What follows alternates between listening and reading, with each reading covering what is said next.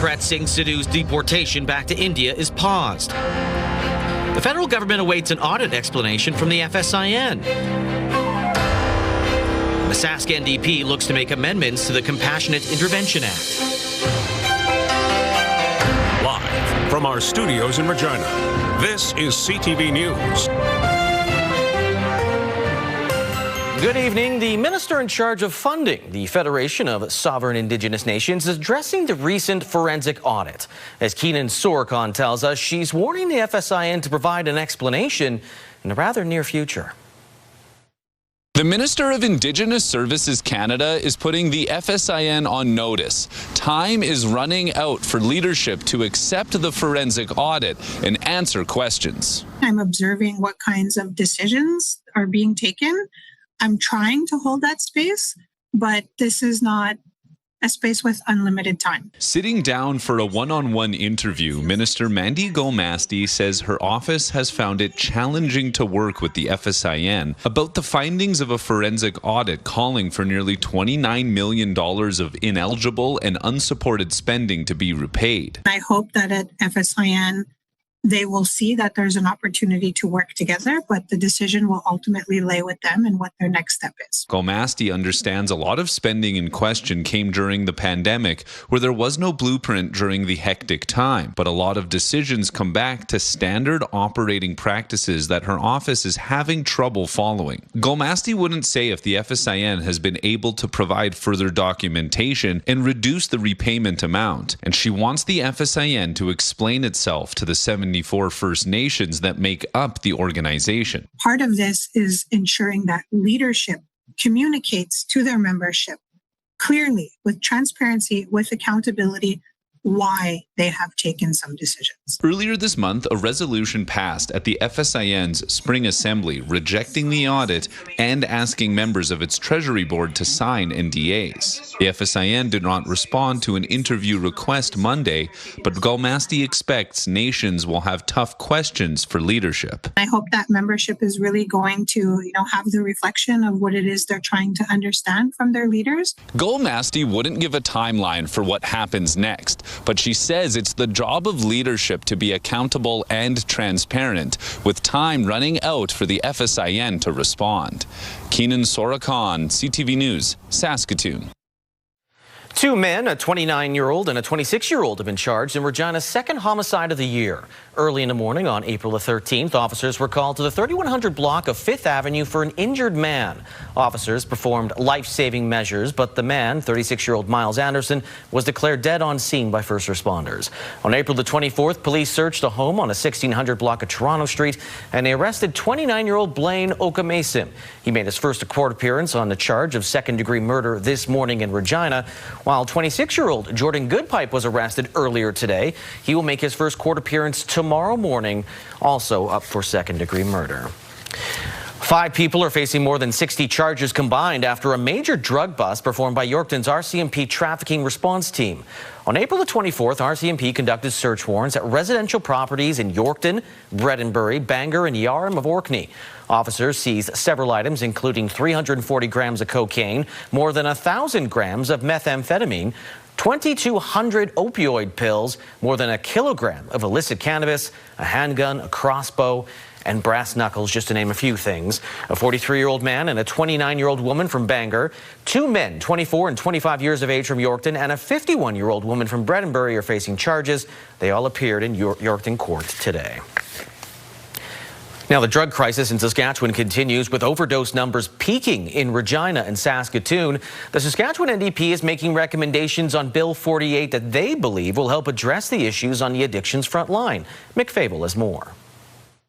The Compassionate Intervention Act was introduced by the Sask Party to help address the overdose numbers in the province. The NDP is planning to bring forward amendments on the bill which would address the likes of frontline worker support, legal counsel for involuntary patients, as well as the inclusion of Indigenous supports. These are not minor tweaks. These are essential fixes. Because right now, that bill risks failing patients, failing families, and failing the very people who claim to help. The act is intended to provide care to individuals who are unable to seek help on their own because of their addictions. If passed, involuntary treatment will become an option for these cases. According to the NDP, the act still needs work. There is no evidence we have enough treatment spaces right now, even for people actively seeking help, let alone those who may be forced into treatment. You cannot legislate your way out of a crisis without capacity, supports, and respect for patients. In a statement to CTV News, the province said a number of the NDP's amendments are already addressed in current legislation, including mandating Indigenous representation on the board overseeing compassionate intervention, access to a lawyer for anyone ordered into treatment involuntarily, adding treatment spaces for patients admitted under compassionate intervention are separate from the existing voluntary treatment spaces. The NDP say they have spoken to frontline workers, organizations, and families to hear what is going on and what is needed. Adding, over 140 overdose calls have been made this month in Regina, with over 300 calls in Saskatoon. What will make a difference is real investment in treatment, real supports for frontline workers, and real accountability in the system. Bill 48 is still before the legislature. Mick Favel, CTV News, Regina. The provincial government has paused a plan to relocate older tenants in public housing to senior high-rise apartments. The policy was made to make more suites available to families, but some seniors objected, prompting review of the plan. Wayne Mantika has the latest. And the program. Several seniors had already received written notice that they had to move out of their public housing apartments. They were offered a choice of relocating to a seniors complex or finding housing of their own. The government had faced pressure to reconsider. It's a heartless policy and it makes no sense. Has the minister reassessed this cruel policy, or will he continue to evict grandmas and grandpas out of housing simply for being senior citizens? Recently, two seniors met with the Minister of Social Services to explain how moving would sever their community ties. One had lived in government housing for 12 years, the other for 30. The minister has ordered a policy review. To examine the policies going forward, and at this time, as minister, I've made it known to the Saskatchewan Housing Corporation and the Regina Housing Authority that nobody is going to be moving right now. Thank you, Mr. Speaker. The decision to pause the relocation plan comes as a relief to seniors. Thank you, Minister, for reconsidering and thank you for listening to us. Part of the review will also include the legality of the plan. Private landlords can't discriminate against tenants based on age. The government will have to determine whether that rule also applies to Sask Housing. Wayne Mantika, CTV News, Regina. While the freeze-thaw conditions this spring have put a pause on things like seeding in Saskatchewan, it hasn't stopped construction from getting underway. Sierra D'Souza Butts tells us more about the major projects that are happening right now in Regina. Forget the chirping of birds. For Regina residents, this is the sound of spring. While construction can be inconvenient, it's also a sign of progress and investing in our great city. 7 major projects are underway in Regina. The city saying it's investing $147 million to improve roadways and water infrastructure. Projects include upgrading 11th Avenue, a multi-year revitalization project focused on upgrading roads, lighting, and aging underground infrastructure. Last year, the city completed upgrades between Broad Street and Lorne. This year, work will conclude from Scart Street to Cornwall. Called the last stage or the last phase of the contract. We're working from about this area to Albert Street, doing all the undergrounds and the road renewal work. And as you see further to the east, that work is all complete, and that is what the finished product will look like. The Albert Street North Overpass is another project on the city's radar, with plans to raise the bridge's height. As part of the 2-year project, construction is estimated to cost $8 million this year. Other areas of concern for road safety is the intersection between Dewdney Avenue and Louvain Drive. The city has plans to create left turning lanes. However, the project is still in its early stages. So the project at Louvain and Dewdney is a project to reduce the risk of any accidents there. And so that work is still in the final design phases and looking to tender that. And that work will proceed in 2026 or 2027, depending on the overall tender package when it comes back. The City of Regina says work on 11th Avenue is expected to finish by the end of construction season in October. Sierra D'Souza Butts, CTV News, Regina.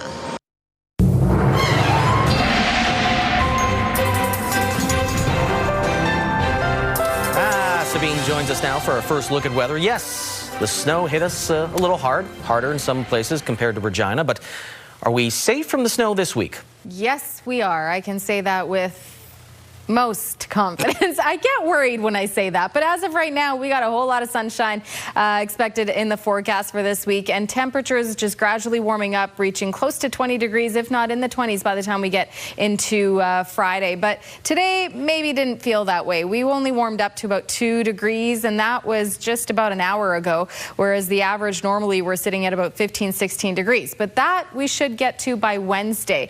Now, in terms of active weather, not really much to show you on the radar. Satellite did start out the day a little sunnier before a lot of that cloud cover rolled into parts of Saskatchewan.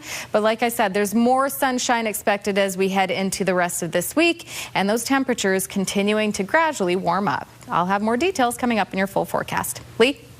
Thank you, Sabine. A Saskatchewan towing company has gone viral online after a unique rescue over the weekend, saving a moose from an icy situation. Allison Bamford has those details. In the last 12 years, there's not much Clint Gottinger hasn't seen as a tow truck driver. There's a lot of things that go, how? His most recent rescue is less of a head scratcher, but still something he won't forget. I'm just chuckling. That's not my first water rescue, but first moose rescue. A young moose stuck and stranded. It had fallen through the ice along a ditch in east central Saskatchewan. Gottinger spotted the animal over the weekend on his way to another call. I can't see him suffer. I just couldn't see an animal suffer. I thought, I got to get him out. He just sat there patiently and put the sling around his butt and popped him right out. So meanwhile, while I'm doing the moose rescue, I've got customers calling, where are you? He was already late, so he towed the moose back to his farm, where it stayed to rest and dry off before it carried on the next day. It's not the first moose rescue on the prairies this month. Just last week, this group pulled one out of the water in Manitoba, and wildlife rescues say they receive calls every year about animals on the ice. It's a large, scared mammal that's wild, and you could very easily get injured. So my best advice would be call us. We can make the call for you, or call conservation officers. Gottinger just happened to be in the right place at the right time with the right equipment to help out. He didn't have no roadside assistance or cash, so. A friendly encounter he and the moose are surely grateful to have had. Allison Bamford, CTV News, Saskatoon. Saskatchewan's former Lieutenant Governor Vaughn Schofield was honored with a state funeral on Saturday. Family, friends, and especially those in the military remembered her honor, who passed away at the age of 82. Schofield passed away from a short illness just a few weeks ago after a brief stay in hospital. It has been overwhelming, but such a relief to have the protocol office and the lieutenant governor's office take this on, and it absolutely exceeded all of my and my family's expectations, the way that they put this together, and I'm kind of speechless. It's going to take a little while to absorb it. Would be marked by the dozens of police, firefighters, those in EMS, as well as every military branch stopped by in uniform to pay their respects. Still ahead, Saskatchewan approves of a sovereign wealth fund being set up by the federal government. And an armed man who attempted to enter an event with the U.S. president appears in court.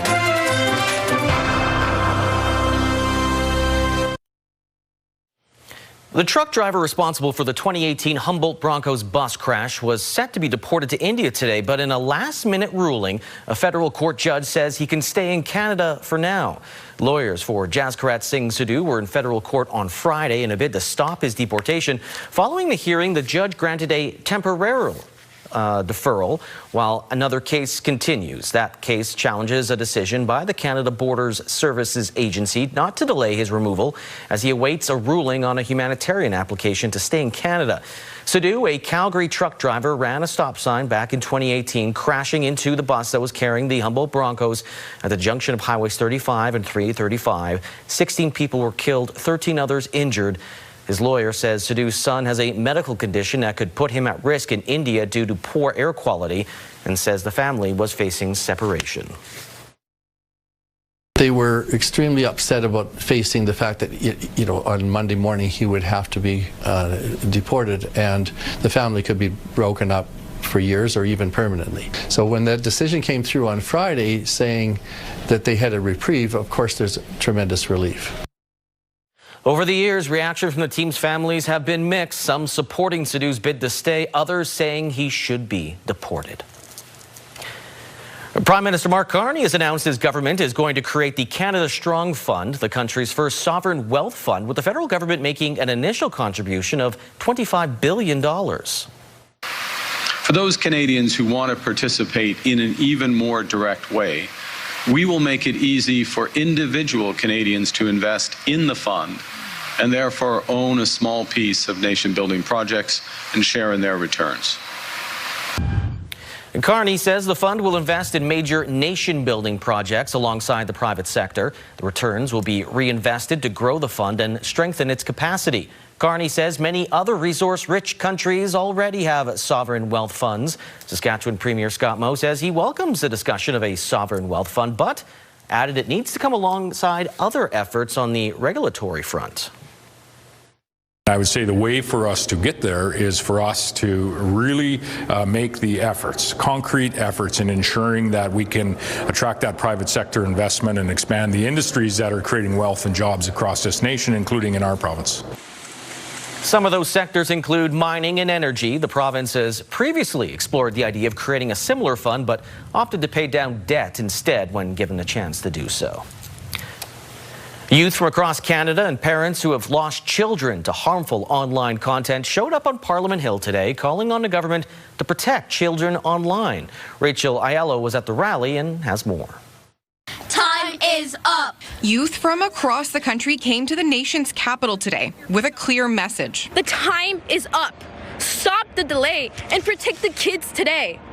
Armed with a stack of letters addressed to every single member of Parliament, they are calling on the federal government to urgently introduce and pass online safety legislation. I have been waiting a third of my life for this to be reality. As the first generation growing up fully online, they spoke about feeling unsafe on social media, using AI chatbots, and playing video games. We can't vote, but our voices matter. Parents who have seen what damage can be done to kids online were also there, including Amanda Todd's mother, who has long been demanding action after her daughter, a victim of cyberbullying, died by suicide. Her story shocked this country, but what should shock us even more is that more than a decade later, children are still being harmed in the same ways. The Liberals have been promising some form of online harms legislation since 2019. Two different versions were tabled in Parliament and scrutinized, but both bills died between the last two federal elections. The youth then hit the Hill, meeting with decision makers from all parties to lobby for a new online harms bill this spring. Their push comes on the heels of Manitoba Premier Wab Kinew committing to ban social media and AI for children in his province. Our kids will never be for sale, and their attention and their childhoods should never be profited from. Well, as a parent, I share the same concerns as many parents. Too much screen time, highly addictive algorithms. Today, the group also met with Mark Miller, the minister responsible for future online harms legislation. He's yet to say when a new bill may be ready, as he's still consulting experts on what its scope should be. But the youth told me today they won't let another year pass without action. Rachel Aiello, CTV News, Ottawa. Less than 48 hours after trying to storm his way in with firearms into the annual White House Correspondents' Gala in Washington, D.C., Cole Thomas Allen made his first court appearance today. Joy Malbin has more into the investigation of a man believed to have been after the U.S. president and other high-ranking leaders. In that terrifying moment, the president and first lady rushed out. In the chaos and confusion, police with guns drawn, there are more questions about how a would-be assassin could have gotten this close. The suspect, California teacher 31-year-old Cole Thomas Allen, who was a guest at the hotel and sprinted past a security checkpoint, shooting at an officer and then arrested. Today, the Department of Justice filed 3 federal charges. The first count is attempted assassination of the President of the United States. The second count is interstate transportation of a firearm to commit a felony. And the third count is discharge of a firearm during a crime of violence. Authorities are digging into Allen's past, including a lengthy manifesto he allegedly sent to his family, describing himself as a friendly federal assassin. He wrote he was enraged by the Trump administration officials and would target the highest ranking to the lowest. Pedophile Jeffrey Epstein not mentioned by name in the manifesto, but on 60 Minutes, the president was asked about the gunman's words. Yeah, he did write that. I'm not a rapist. I didn't rape anybody. Do you think he was referring to you? Excuse me. I'm not a pedophile. You read that crap from some sick person. The president praised law enforcement, but after being targeted 3 times, the White House is blaming Democrats and the media for the increase in political violence. The deranged lies and smears against the president, his family, his supporters have led crazy people to believe crazy things, and they are inspired to commit violence because of those words. It has to stop. The White House will review security protocols and possible lapses before future events that include another press dinner, the World Cup, and America's big birthday bash in July. Joy Malvin, CTV News, Washington. Coming up, thanks to TikTok, you don't have a lot of time when this toy hits store shelves.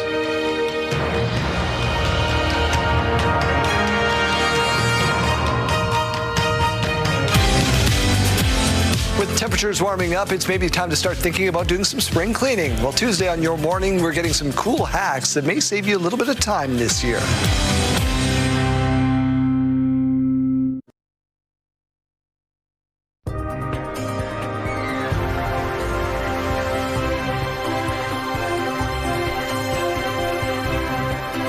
All right, welcome back. We're going to get into the forecast for what's ahead this week. The last week of April, and it's starting to finally feel more like spring. Today, maybe not so much. Warmed up to about 2 degrees late this afternoon. Currently sitting at 1 with the winds just over 10 kilometers an hour. And there wasn't really much happening weather-wise in Saskatchewan today. Did start out with some more sunshine in southern Saskatchewan first thing this morning. And then gradually we started to see more of this cloud cover starting to roll in. Now, the good news is we'll see less of the cloud cover and more sunshine as we continue throughout this week. And this is what we've got going on. So I will actually duck out of the way here. We do have some scattered precipitation coming through, and some of it does look like snow, but as of right now, it just looks like some scattered flurries that we could expect making its way through parts down in along the southern border there, Assiniboia area, and even into the Parkland. But when we get into tomorrow, late afternoon, more of it is looking like it'll be in the form of rain, possibly a mix of snow and rain coming through parts all the way from Prince Albert down through Wynyard into the Parkland as well. That's not a system that's planning on sticking around long. It's literally just little pockets of some precipitation that'll make clear through parts of more so the western part of the province. You can see clear conditions, the eastern part, clear conditions on the western part of the province there, especially heading into Wednesday. But as we continue to see the systems coming through, we're going to see scattered precipitation just as we saw there Wednesday in the afternoon as well. Mostly rain right there, not mixed precipitation, just some scattered showers that we'll see come through, along with, again, the clouds continuing to roll through. But for the most part, we're going to see a mix of sun and cloud, if not mainly sunny conditions right through into Saturday. And temperatures gradually getting back up into that seasonal range where normally we're used to seeing about plus 12 to plus 14, 15 for daytime highs. Not so much heading into tomorrow. La Loche, 8 degrees, 4 for La Ronge, 6 and cloudy for Prince Albert, and Lloydminster warming up to 10 tomorrow, mainly sunny. When we get into areas like North Battleford, 10 degrees, mainly sunny there. Saskatoon, Saskatoon, 6 and mainly sunny. And even our lows, normally we're hovering around about 0, -1 to +1, depending on where you are in the province. But in the areas around North Battleford, Saskatoon, Yorkton, we're usually seeing the lows around 0 to +1. So cooler tonight than the average temperature. Tomorrow for Maple Creek, though, we're getting back into that seasonal range. 13 and mainly sunny, 11 and mainly sunny for Swift Current and for Moose Jaw in the southeast. Got a little close to seasonal. 10 degrees for Weyburn, Estevan, and Assiniboia, expecting to see a mix of sun and cloud throughout most of the day. Now, if we take a look at what's coming up here for Regina, tonight we'll be dipping down to -5 and mostly cloudy conditions as the clouds continue to roll through. Winds at 15 kilometers an hour, and then tomorrow warming up to 7 degrees, winds picking up to 20 kilometers an hour, and mainly sunny conditions expected throughout the day for tomorrow. Now, that's just the start of this gradual warm up as we take a look at what's to come for the next 7 days. So mainly sunny conditions continue into Wednesday. 9 degrees is the expected high. By Thursday, nothing but sunshine. Temperatures warming up closer to that average. 13 degrees is the expected daytime high. And then by Friday, what a way to start the weekend. 19 degrees is the expected high. Winds will start to pick up by Friday. We'll see them gusting up to about 40 kilometers an hour. Mainly sunny conditions continuing. By Saturday, winds picking up even higher, gusting up to 50 kilometers an hour. But for Saturday and Sunday, 15 degrees is the expected high. A little bit more sunshine expected on Saturday. And then by the time we get into Monday, expecting a mix of sun and cloud, and 10 degrees is the expected high. Mostly sunny conditions right across the board for the next 7 days, and not really seeing precipitation apart from some scattered showers that we may see. But rain is okay. Rain we can handle. Rain we can handle, but we do need some dry conditions out there right now. All right. Thank you very much, Sabine. You're welcome. Well, social media platform TikTok, pretty popular, has kind of become the king when it comes to trendsetters, from stupid little challenges to turning products quite popular, and that includes Neato. It is a squishy sensory toy that has been around for nearly a decade, but is now a must-have item. Jacob Carr explains. Yeah, unfortunately, they are all sold out. These empty display cases of Neato toys are now common in stores around Regina. TWB Home Decor in Emerald Park got a small shipment of Neato in mid-April and sold out within minutes in the middle of a snowstorm. Everyone's all about them, but like I placed this order over 2 months ago. I didn't get my full order even in, and there was a lineup here like 40 minutes before we even opened. And we literally had, first person was here at 6:20 a.m. Other stores that carry Neato products like Zippity Zoom Toys in Regina are seeing a similar trend. The toy is flying off the shelves or leaving the back room of the store in the blink of an eye. We have a ridiculous amount on order right now, and it's just kind of trickling in. We literally have about 300 little tiny bags in the back right now that are ready for people to pick up. But why has a toy that has been around since 2017 just now become a craze? TikTok trends like Neato hunting and ASMR videos have helped. The toys are also great for people of all ages who need something to keep their hands busy. My son has one that he keeps in his pocket that he'll sometimes fidget with just to kind of keep himself occupied without disturbing everyone around them. I have adults that have said they have them on their desk at work and they kind of play with them when they just need to kind of expel some energy as well. I think our oldest customer, she bought it for her mom, who I believe was 103 years old. So it's just an amazing thing, and toys they never go out of style. Getting your hands on a Neato toy like this nice cube isn't easy because they are in such high demand, but if you can grab one and bring it home like I did, this reporter can certainly see the appeal, especially if you like to keep your hands busy, whether you're a young child or a 100-plus-year-old senior citizen. Jacob Carr, CTV News, Regina. Still ahead, the U of R reverses their decision, bringing back Michaela Kleisinger as head coach of the women's basketball program.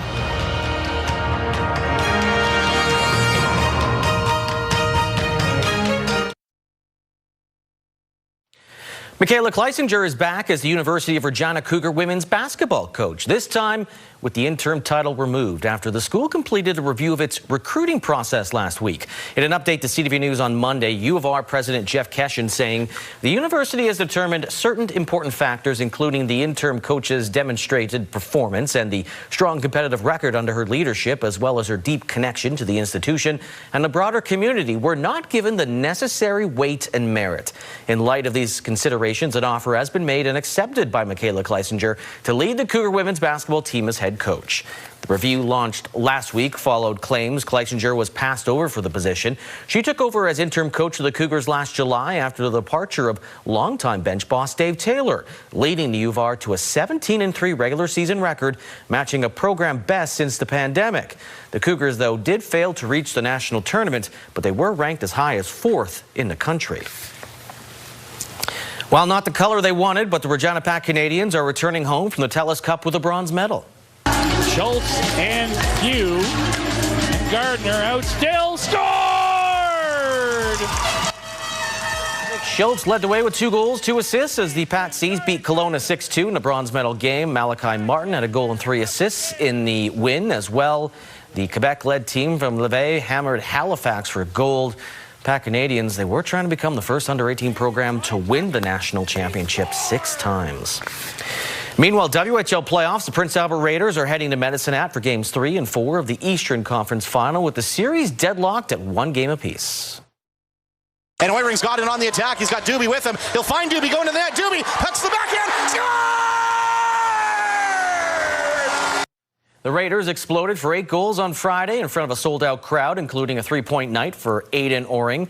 And they won 8-3 in Game 1. The Raiders 3 for 4 in a power play, while Medicine Hat didn't even get a single opportunity on a man advantage. But on Saturday, things shifted. Tigers found the net 5 times, and it was unanswered as they got the 5-0 shutout.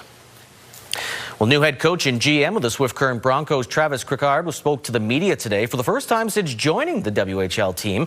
There's a lot of things that led him to Swift Current, a journey that actually started a decade ago as an assistant with Kelowna.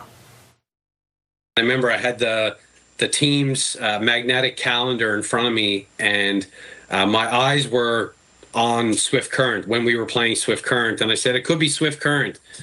And she first asked me where that was, where's Swift Current, and then it kind of came to be a thing between us where we used to kind of say all roads lead to Swift Current. It certainly did. Dee joins the Broncos in the midst of a rebuild, missing the playoffs this season and finishing second last in the league standings. Now, typically a rebuild takes a couple of years in junior hockey, but Crickard feels these days you can actually make a quick recovery. There's just so many players available now with the Americans being willing to come to the CHL. You have an additional round of import draft to bring over an impactful player. So I think on an annual basis, you have an ability to make your team maybe a little more competitive. Have a lot of time to settle in, though. The WHL Prospects draft is set for May the 6th, where the Broncos will have 3 selections in the first 25 picks.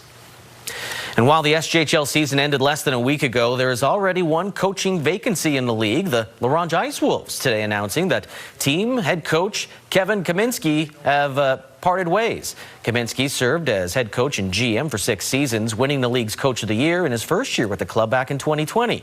In a post to social media, the Ice Wolves say the decision comes as the team looks forward to new opportunities and a fresh direction. The search for a new head coach is already underway.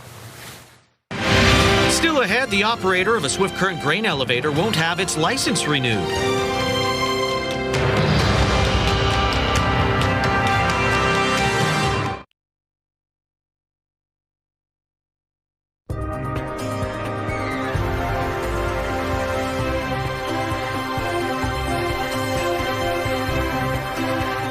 All right, welcome back. We're going to take a look at your rural forecast heading into tomorrow. Warmer temperatures, mostly above 0, even some areas getting into double digits, and some areas still fighting some cloud cover here. Hudson Bay 5 degrees, mostly cloudy in Wynyard, 4 and a mix of sun and cloud for Melfort, and then a lot of sunshine expected for areas like Outlook and Kindersley, and even Lloydminster warming up to 10 degrees. Meadow Lake and Spiritwood a mix of sun and cloud, 8 degrees, 6 for Watrous, and mainly sunny. Now, if we get closer to the southern border, Temperatures warm up slightly, especially in the southwest there. Maple Creek 13, 11 for East End Cypress, 12, and for Rosetown, 12 for Leader, 11 also for Cornack, and Rock Glen warming to 9 degrees. The southeast will see a little bit more cloud cover, especially areas around the Broadview and Kenora area. Cloudy, 7 for Broadview and 4 for Kenora, 7 degrees and mainly sunny for Lumsden and Pilot Butte. And if we take a closer look at Edam, Saskatchewan, located about 200 kilometers northwest of Saskatoon, and home of Fiona Smith-Bell. She was part of the Canadian women's hockey team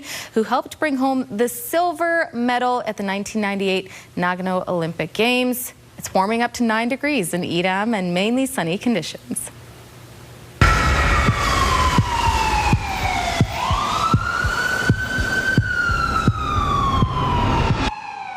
The incident happened on March the 21st, 2026 on the 1200 block of Albert Street. 2 men entered the business through the main door, broke into an office, and stole a computer and a printer.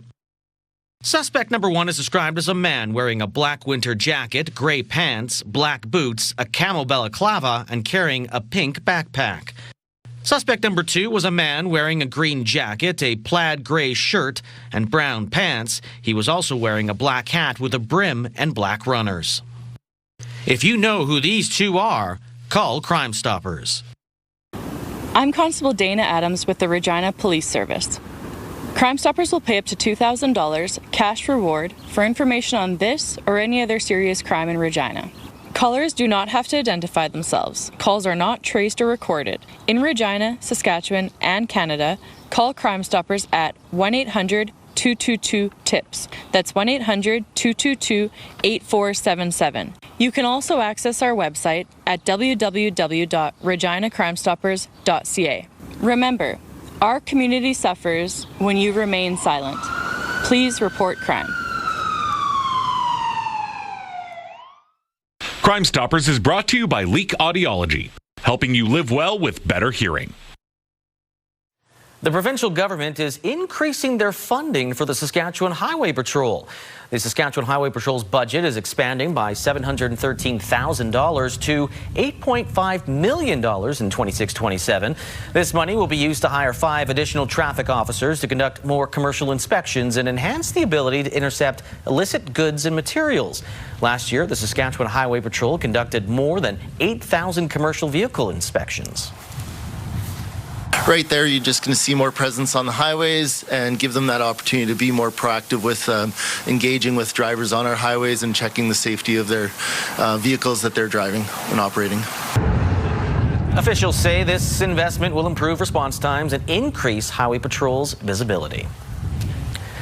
A year after the Holy Rosary School was demolished in Regina, community members gathered to discuss what to do next with the land. Vision boards were actually placed around Regina Early Learning Center, where members could place stickers on those they preferred the most. The Cathedral neighborhood looks to use a mix of ingredients, including invitation, comfort, and safety, and also access to nature. Well, typically in processes like this, the City of Regina would run an exercise like this. This park in particular is not within the budget in the next budget cycle. There are no expectations for park upgrades. So the community, with the loss of the Holy Rosary School and the playground there, that was a real magnet for the community. So with that loss, we decided we'd take matters into our own hands and develop a community vision for the city parcel that is just next door to it. Now, Fix said that community volunteers will take what they learn from Saturday's ideas, then detail a community vision report, which they will bring forward at the Cathedral Arts Festival this spring. Following the festival, they'll start their search for funding. The Canadian Grain Commission says it will not renew its license for one of Canada's largest farming operations. The Grain Commission says Manette Seeds' elevator license to operate its primary Swift Current elevator will not be renewed effective May the 1st.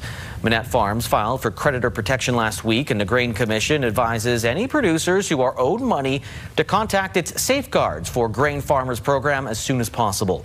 Manette maintains the move to seek court protection was made to restructure the farm's finances while continuing normal operations. Speaking of farms, let's take a look at the canola street price. It's down 40 cents to $677.83 per ton, while the futures price is up 60 cents to $729.10 per ton. Street prices for amber durum wheat, no movement, $278.59 per ton. Red spring wheat's gone up 49 cents to $291.48 per ton. Feed barley, no movement, $250.88 per ton, while flax is $630.54 per ton. Those prices courtesy of Bunge and Ice Futures Canada. As for the markets, they both went down very slightly. The TSX by 85 points, the Dow Jones down by 62 points. On the Canadian dollar front, it's up again, almost up to 0.2 cents to 73.35 cents US. On the commodity front, gold down $27.42. West Texas Intermediate crude up $2.06, while Western Canadian Select crude went down $1.19. So gas here in Regina, it's sticking at $1.69.9 per liter.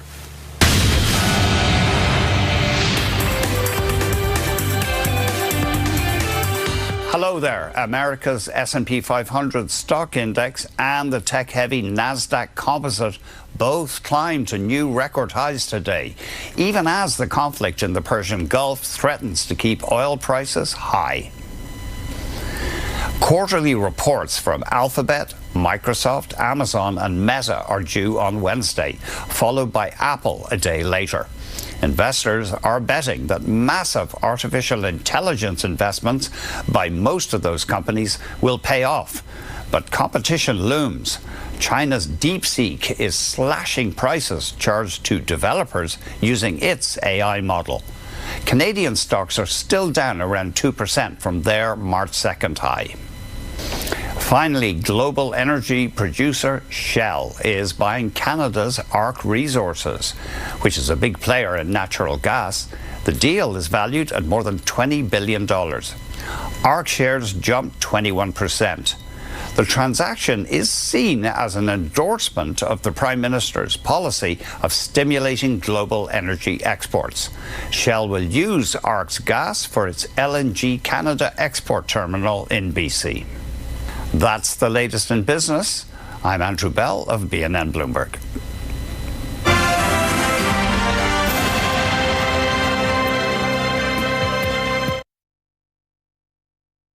Now, we don't have to be able to show you what's coming up, unfortunately. I can tell you there are 3 big bangs, one right after the cast, one at 10 o'clock, and one after the late show. I don't believe 3 big bangs. And 8 o'clock, the quiz with Spheres. It's that time again. Smile Cookies back at Tim Hortons stores supporting local charities. Yeah, that's right. In the city of Yorkton, the proceeds from each $2 cookie is going towards the Braden Ottenbright Close Cuts for Cancer. The funds will be used to enrich the lives of local cancer patients and their families, including the Cancer Champions program, through which every child receiving cancer treatment in Saskatchewan gets a chemo-accessible shirt. This is the 9th year Close Cuts is partnering with Tim Hortons in Yorkton. Well, last year we raised $22,000, and as I said, our total over the 9 years has been over $88,000. So if we can get past that $100,000 mark this year, that would be fabulous. And the Smile Cookie campaign runs until Sunday, May 3rd. Go get your cookies. It's always the best excuse to just buy bags of cookies in the newsroom. Dozens of car enthusiasts across Saskatchewan were in Regina this past weekend, showing off their brightest and most unique cars. As part of the Majestics 58th car show in Regina, more than 100 cars were on display at the Bunge International Trade Center at the Real District this weekend. Cars going as far back as the 1920s were on display. Owners say lots of touch-ups and repairs are put into their vintage vehicles, giving them a new purpose. That's a good show. Yeah, there's usually lots of new stuff every year, and yeah, we keep coming back. It's nice having people, comment on it and just hearing people's stories about a car their dad might have had or their brother had, things like that. The Majestics Car Club of Regina was formed in the fall of 1962. More photos of the vehicles showcased this weekend can be found on our website, CTV News Regina. Apparently, you can even sign some vehicles. Well, that's fun. Don't do that to any vehicle you see on the streets. That was a very specific signing that was happening. Just want to make sure I make that point clear. Thank you for clarifying that. Have a good night, everyone.